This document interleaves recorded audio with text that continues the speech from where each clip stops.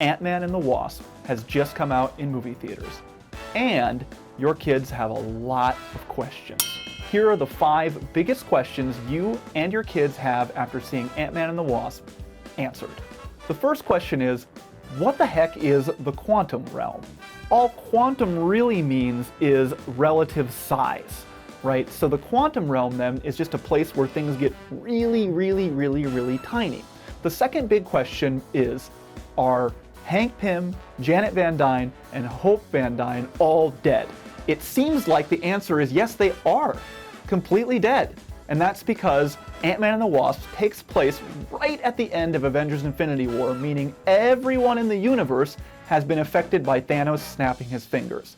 This effectively has turned everyone into ash. So the third big question is, will Ant-Man and the Wasp actually return? This one is pretty easy to answer.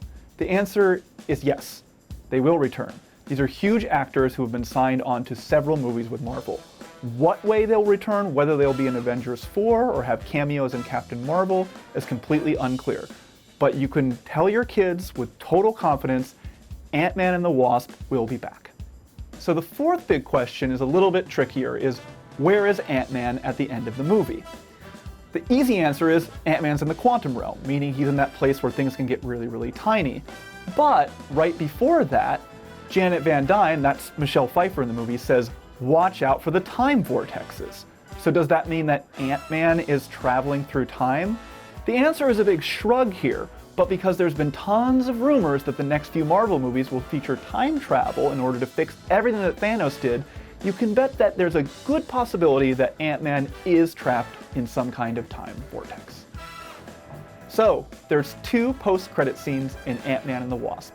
There's the one where we see everybody getting turned into the ash, and that's because of Thanos. But then there's one at the very end of the movie, the post-credits, where we see an ant playing the drums in Ant-Man's house.